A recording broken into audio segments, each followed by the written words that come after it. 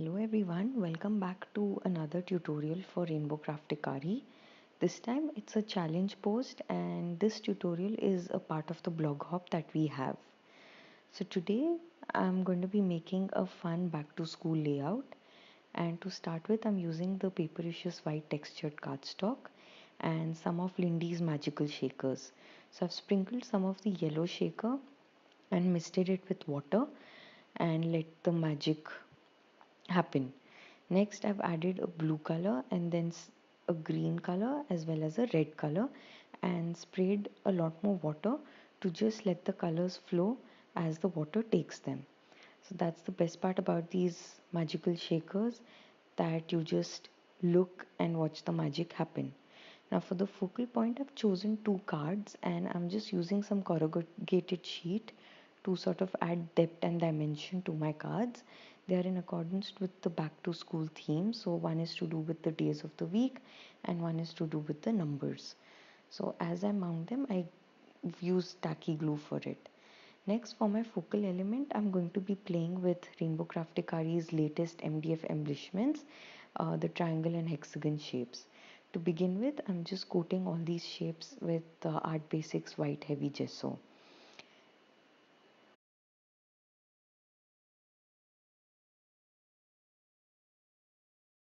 Once everything is dry on my palette, I'm mixing some of the green color as well as the red color, the magical shakers, with water and coloring my MDF embellishment pieces with the red and green color, just using a paintbrush.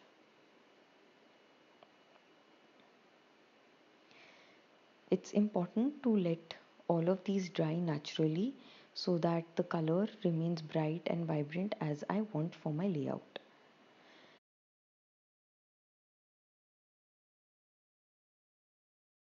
Now once that's done, I pick back my base page and start adhering my focal card elements.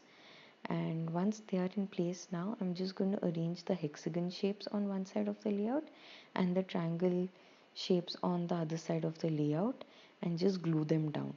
The best part is that they come in such varied sizes that it just breaks the monotony, and I really like the look of that on my layout. So back to school again takes me back to shapes, and no better way to incorporate these over here. And as you can see, I've worked with primary colors red, blue, yellow and green.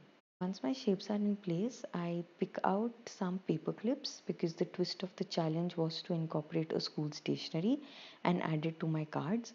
And I'm using Jilibean back to school die cut elements, just picking out some elements that I think would go perfectly for this layout, like a phrase, books, pencil, crayon, etc. So once I'm happy, I just arrange all of these around the layout and then use some foam tape to adhere everything down. Once all those elements are in place, I'm using some American Crafts twine, string rather, and just randomly placing a string um, around the images of my layout. So it just adds to the back to school theme where my focus is on random mess yet a burst of color and mess. So I complete the layout by adding a splatter of blue Lindy spray and some yellow Lindy spray. So I really hope that you've enjoyed this quick and easy layout tutorial. For all the details, do check the description box below. Do participate and hop with us in this fun blog hop for an opportunity to win some prizes. And until our next time, take care and bye bye.